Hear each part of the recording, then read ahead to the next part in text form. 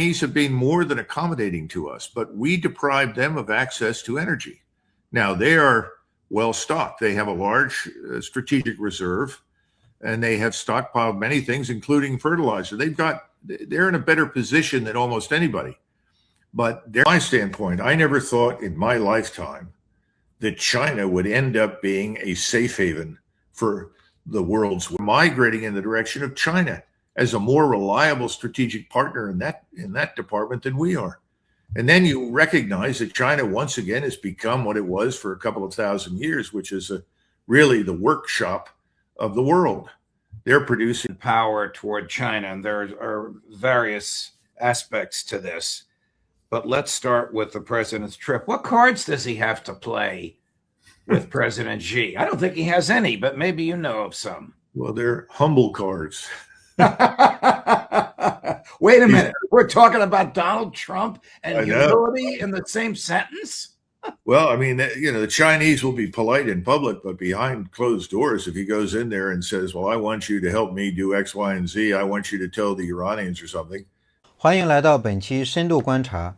如果我们把历史的坐标轴拉长，全球财富与地缘权力底层流向正在发生一场自1492年以来最深刻的系统性逆转。当年新航路的开辟，让全球贸易重心不可逆转地转向了西方，见证了数百年西方主导的秩序。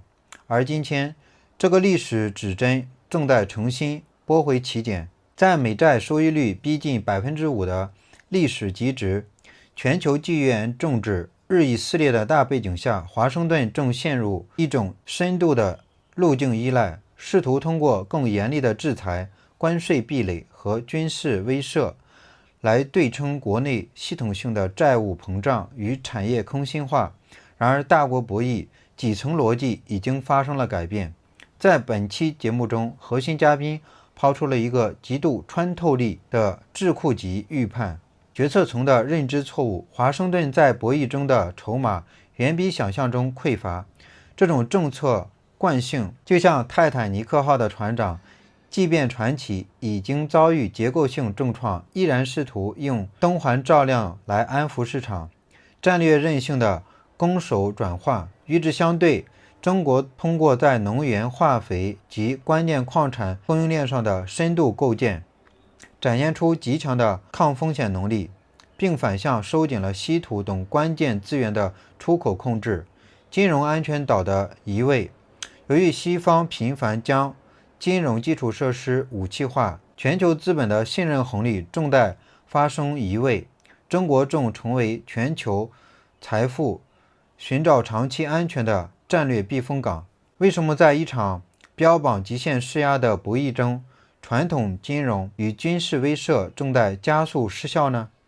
让我们进入正片，透视这场真正重塑未来百年格局的深层博弈。They're going to burst out laughing in his face.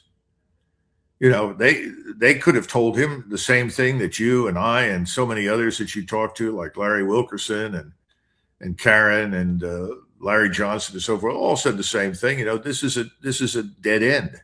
This military operation makes no sense.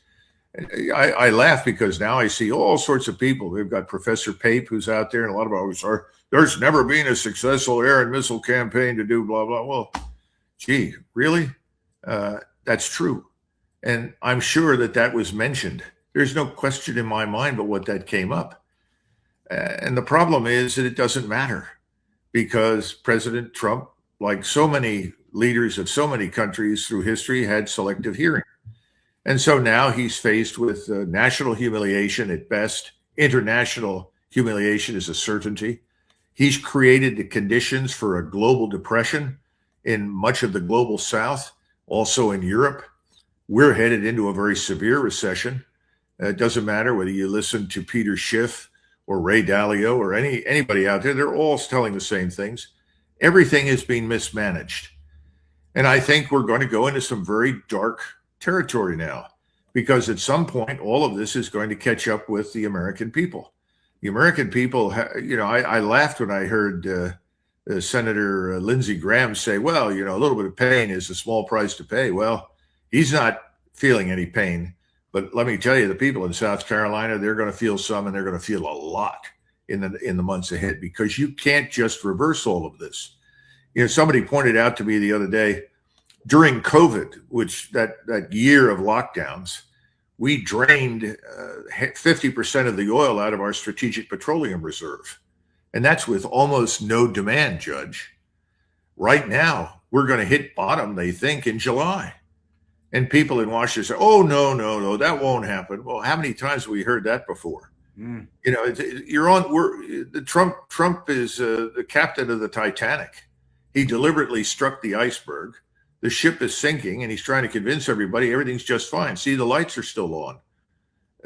This isn't going to work. And I'll tell you what, the Chinese, they're restricting access right now to all of the rare earths and many of the things that our economy needs. This is not an accident. They're tightening their grip on trade. They're expanding export controls on critical minerals. They're reinforcing their own supply chains.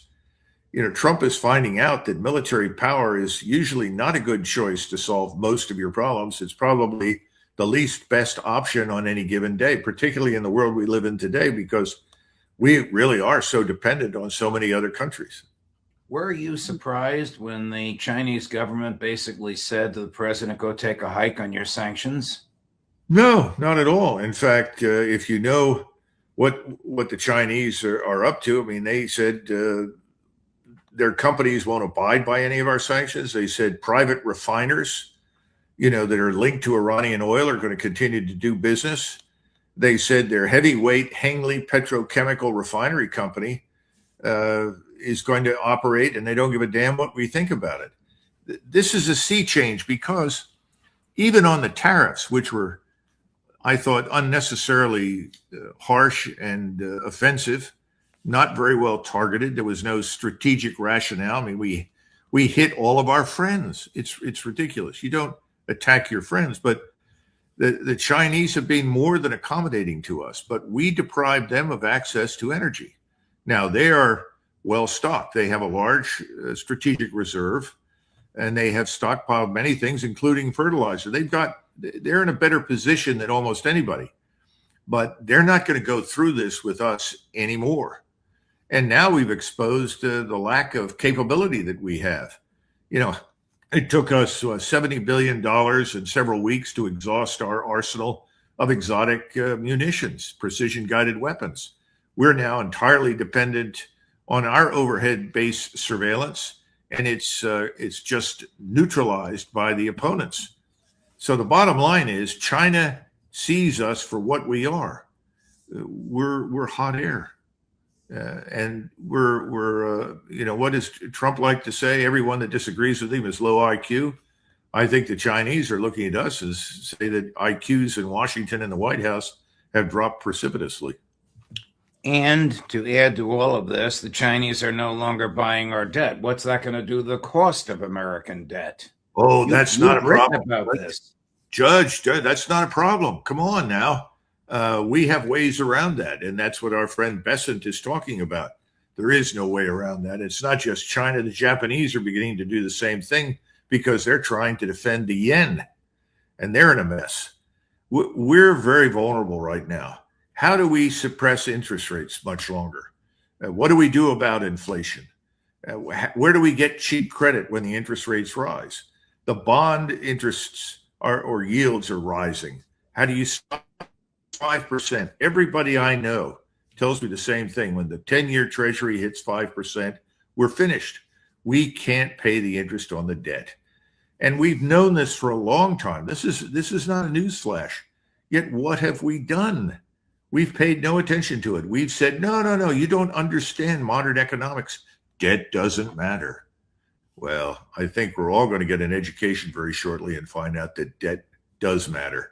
And Project Freedom is now becoming Project Nowhere. And Donald Trump doesn't seem to understand that he is accelerating the accumulation of power and wealth in the East. Oh, no, not at all. And, from my standpoint, I never thought in my lifetime that China would end up being a safe haven for the world's wealth.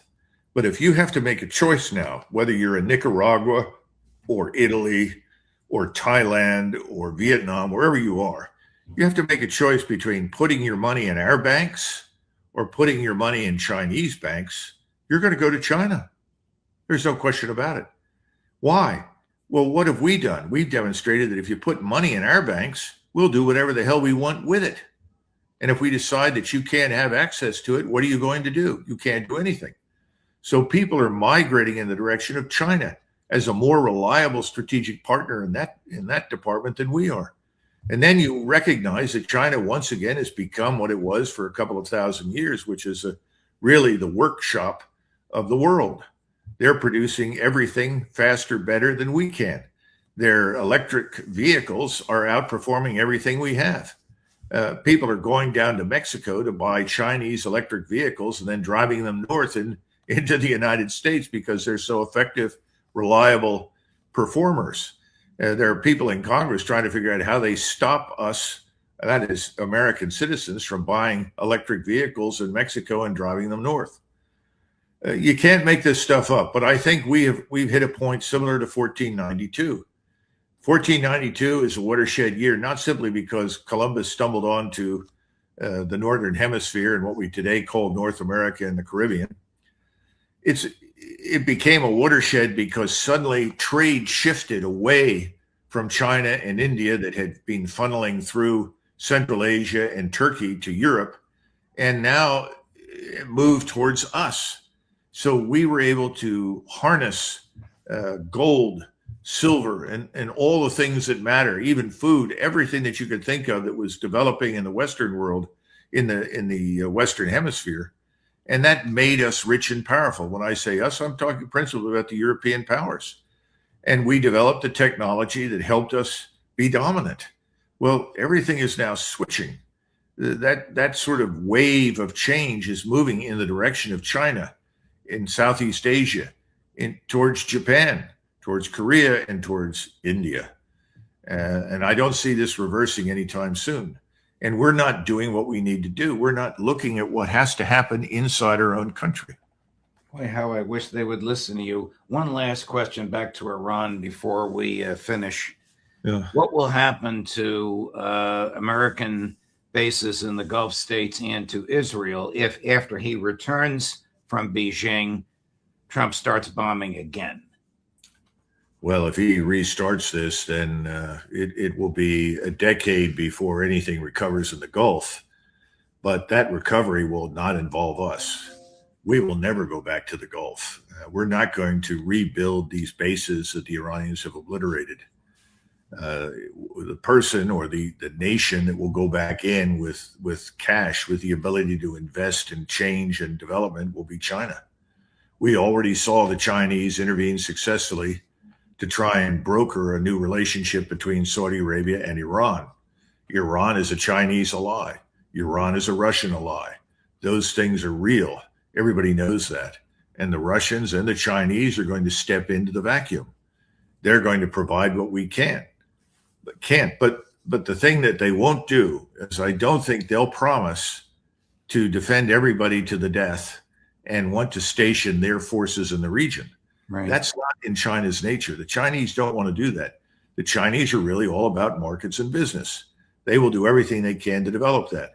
And they're not going to intervene or interrupt or disrupt the internal affairs of any of the states.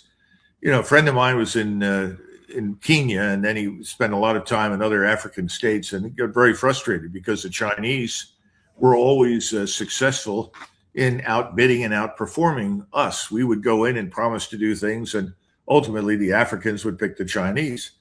And he said the basic reason is that we go into a country and we say, well, we're happy to do this and this and this. However, you have to change your human rights record.